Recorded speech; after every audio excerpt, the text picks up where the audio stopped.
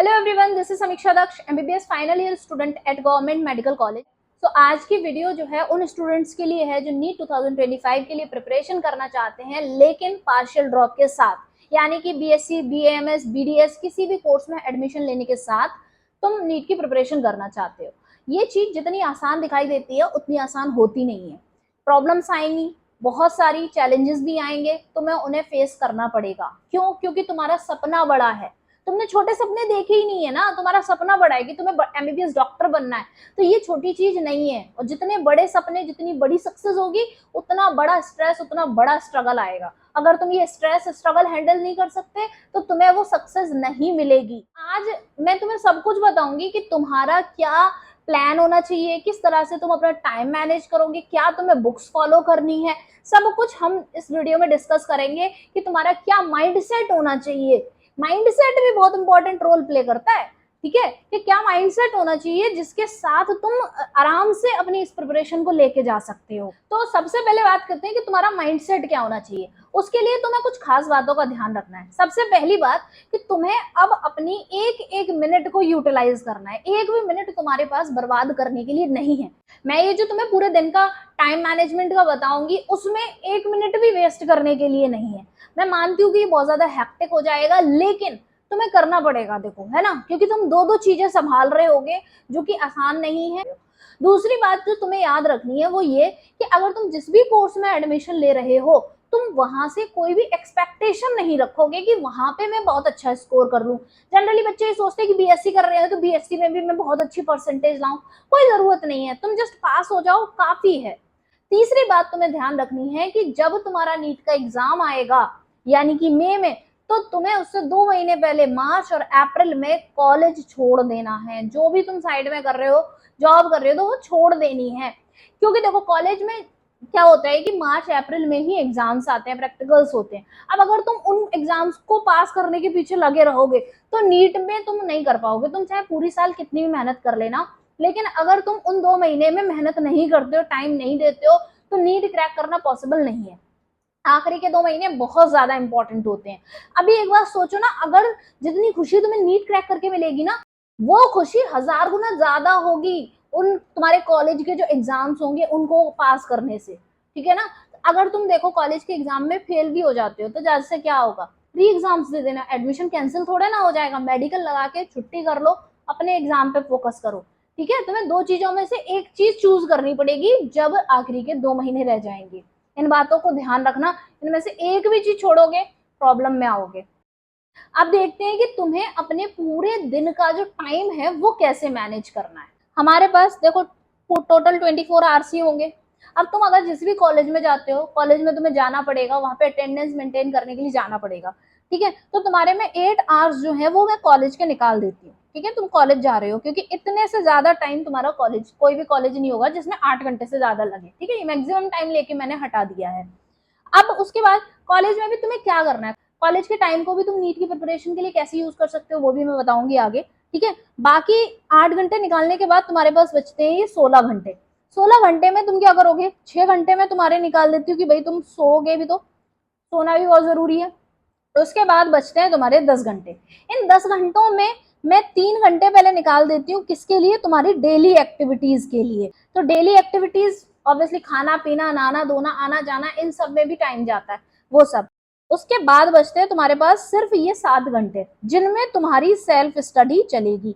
अब ये जो 7 घंटे मैंने बताए हैं ना, इन 7 घंटे में से तुम्हें टाइमर लगाकर तुम्हें 6 घंटे की इफेक्टिव स्टडी निकालनी है। 6 आवर्स की इफेक्टिव स्टडी निकालनी है, ये ध्यान रखना है। 6 घंटे से 1 घंटा क्या, 1 मिनट भी कम नहीं होनी चाहिए, ये ध्यान रखना, ठीक है। तो 6 घंटे का मैं पूरा बताऊंगी, इसीलिए मैंने 7 घंटे रखा है, क्योंकि ताकि जो मैंने पूरे time table, time slots decide किए हैं उनके बीच में भी तुम्हें गैप मिल सके, ठीक है।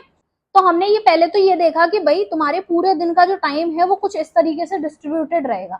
ये जो 7 घंटे हैं इनमें तुम कैसे पढ़ोगे, ये चीज हम पूरे हफ्ते का देखेंगे। ये हम एक दिन का नहीं देखेंगे, पूरे हफ्ते का, क्योंकि एक दिन में 6 घंटे की ही तुम स्टडी कर पा रहे हो। 6 घंटे में इतना नहीं है कि तुम तीनों सब्जेक्ट्स को पकड़ लो, सब काम कर लो। इसीलिए मैंने क्या किया, पूरे वीक का बनाया। पूरे वीक में तुम क्या करोगे, सबसे पहले बात करते हैं बायो की, ठीक है। तो तुम्हारा इस रूल क्या है इसको फॉलो करने का? सबसे पहली बात है कि तुम्हें बायो में एक चैप्टर को एक हफ्ता देना है, मतलब एक हफ्ते में तुम्हें एक चैप्टर खत्म करना पड़ेगा।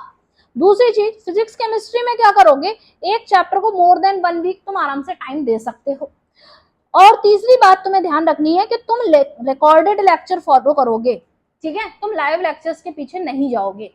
चौथी चीज जो इसमें लिखी नहीं है वो तुम्हें ये फॉलो करनी है, तुम वही लेक्चर्स देखोगे जो चैप्टर्स तुम्हारे वीक हैं या फिर जो टॉपिक तुम्हारे वीक हैं। अगर तुम्हारा कोई भी चैप्टर ऐसा है जिसके नोट्स तुम्हारे बने हुए रखे हैं, तुम्हें आता है, उसके नए दोबारा से लेक्चर्स देखने की कोई जरूरत नहीं है, क्योंकि तुम्हें टाइम बचाना है, तुम्हें सिलेबस जल्दी खत्म करना है, ठीक है। अब बात करते हैं बायो की। तो सबसे पहले मंडे, ट्यूसडे, वेडनेसडे, थर्सडे, 4 दिन मैंने क्या किया है बायो का, देखो इधर 4 दिन बायो के लिए तुमने क्या करना है, लेक्चर और नोट्स, लेक्चर और नोट्स, ठीक है। अगर तुमने चैप्टर नहीं पढ़ा हुआ है, लेक्चर देखना है तो लेक्चर देख लो, उसके बाद उसके नोट्स भी बनाने हैं। अगर तुम जल्दी जल्दी से खुद से लिखना चाहते हो तो लिख सकते हो, और अगर तुम्हें प्रिंटेड नोट्स मिल जाते हैं तो उससे अच्छा तो और भी कुछ नहीं हो सकता है, ठीक है। तो तुम इस चीज को कितना टाइम दोगे, 2.5 आवर्स दोगे, ठीक है, 2.5 घंटे दोगे तुम इस चीज के लिए, 2.5 घंटे दोगे। क्या करोगे, बायो का लेक्चर और नोट्स देखने हैं, बस तुमने 2.5 घंटे दे दिए, मंडे का टाइम था और मंडे को तुमने 2.5 घंटे में बायो के लेक्चर और नोट्स कर लिए। यही ट्यूसडे, वेडनेसडे, थर्सडे, 4 दिन तुम्हें यही करना है। क्या करोगे, जैसे कि 2.5 घंटे यानी कि लगभग 150 मिनट्स होती हैं, तो 100 मिनट में लगभग तुमने अपने लेक्चर प्लस नोट्स कर लिए। फिर बचे हुए 50 मिनट में क्या करोगे कि जो पार्ट पढ़ा था, लेक्चर देखे थे, नोट्स बनाए थे, उसी की एनसीईआरटी रीड कर ली, ठीक। अब उसके बाद यहाँ पर तुम्हारे पास फ्राइडे और सैटरडे वाले दिन तुम बायो के 100 क्वेश्चन करोगे, और यहाँ पे भी सैटरडे को भी बायो के 100 क्वेश्चन करोगे। अब ये तो मैंने 100 क्वेश्चन बहुत कम लिखे हैं, क्योंकि तुम 2.5 घंटे के अंदर सिर्फ 100 क्वेश्चन, ये कम है, तुम इससे ज्यादा कर सकते हो, लगभग 150 क्वेश्चंस तो तुम आराम से कर सकते हो, ठीक है। ये मैंने लिख दिया है, लेकिन अपने लिए रेंज 150 की रखना, यहाँ पे 150 लिख देना, 150 क्वेश्चंस भी कर सकते हो तुम आराम से। स्टार्टिंग में 100 तक रखना, फिर 150 तक लेके जाना इसको। इससे क्या होगा कि तुम पहले 4 दिन के अंदर अपना थ्योरी पार्ट कंप्लीट कर रहे हो, और उसके बाद साथ के साथ एनसीईआरटी रीड कर रहे हो, ये अप्रोच है 4 दिन। फिर उसके बाद अगले 2 दिन क्या हो रहा है कि तुम अपने क्वेश्चन कर रहे हो, ठीक। हमारी अप्रोच ये है कि हम जनवरी फरवरी तक सिलेबस कंप्लीट कर रहे हैं, ठीक है। अब उसके बाद बात करते हैं फिजिक्स केमिस्ट्री की। तो तुमने 2.5 घंटे दे दिए, मैंने तुम्हें टोटल 6 घंटे बताए थे पढ़ने के लिए, 2.5 घंटे हमने यहाँ दे दिए। अब बात करते हैं फिजिक्स की। तो फिजिक्स के लिए तुम क्या करोगे, मंडे, ट्यूसडे, वेडनेसडे, 3 दिन दे रहे हैं पहले, तो उन 3 दिन क्या करोगे, लेक्चर्स देखोगे, नोट्स देखोगे, और जो पोर्शन पढ़ा है उसके 15 से 20 क्वेश्चन लगा लोगे। इनमें तुम्हारे वो टीचर ने जो कराए हैं क्वेश्चंस वो भी शामिल रहेंगे, ठीक है। तो अगर टीचर ने करा दिए हैं तो उनको दोबारा से कर लो, और थोड़े से और तुम्हें उस टॉपिक पे बेस्ड क्वेश्चन करने हैं तो वो भी कर लो। लगभग 15 से 20 क्वेश्चन उस टॉपिक के जो पढ़े हैं उस दिन वो कर लेने हैं, ठीक है। थर्सडे, फ्राइडे, सैटरडे तुम क्या करोगे, ऐसा सेम काम केमिस्ट्री के लिए करोगे, ठीक है। लेक्चर, नोट्स और 15 से 20 क्वेश्चन, लेक्चर, नोट्स और 15 से 20 क्वेश्चन, ये काम तुम करोगे। इसके लिए टाइम दिया है तुम्हें 3 घंटे का।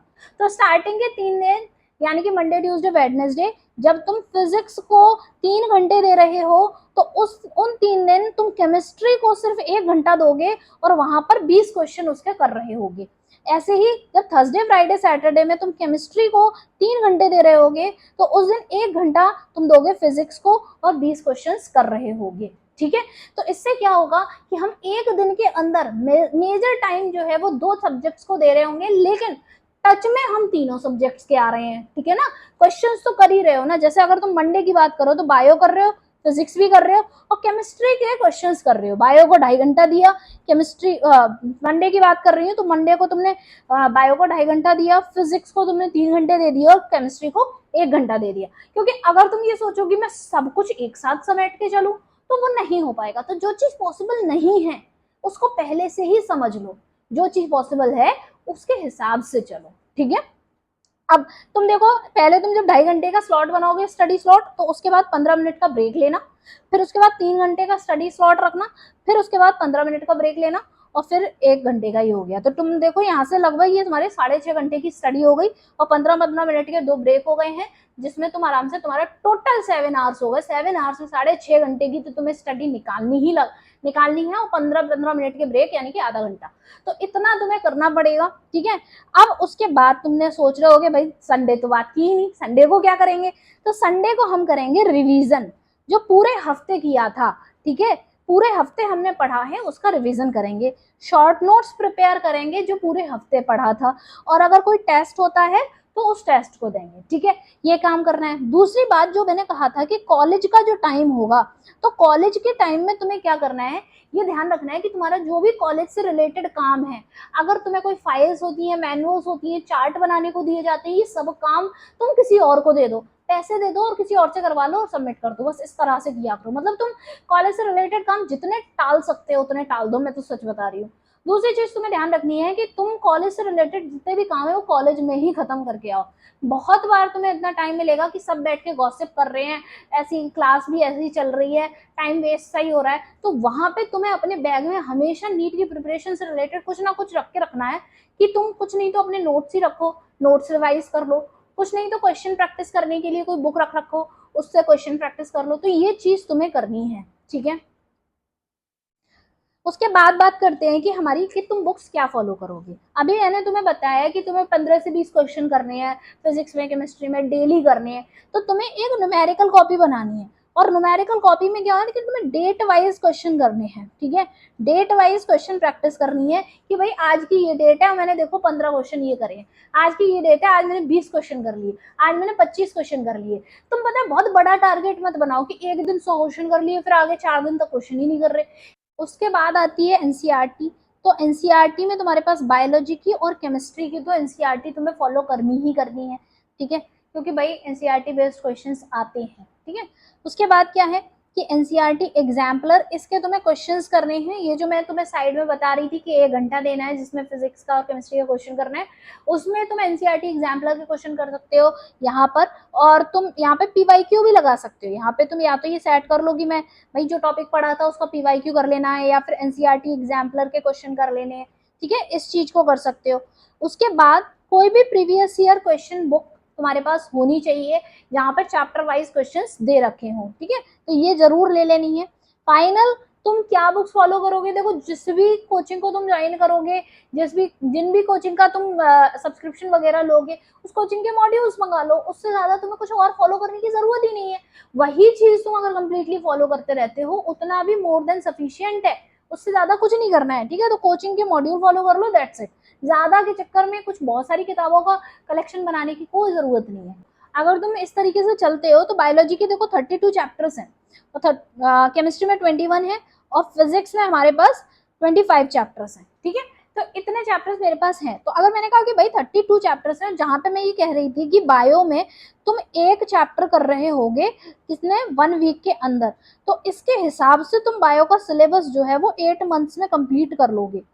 जबकि मैं बोल रही हूँ कुछ चैप्टर्स ऐसे होंगे जो छोटे होते हैं, वो जल्दी भी हो जाएंगे, और तुमने अगर पहले पढ़ रखा है तो और ही कम टाइम में हो जाएंगे। ठीक है, तो 8 मंथ्स तो मैं बहुत ज्यादा लेके चल रही हूँ, तो उस हिसाब से तुम जनवरी तक आराम से अपना सिलेबस कंप्लीट कर लोगे।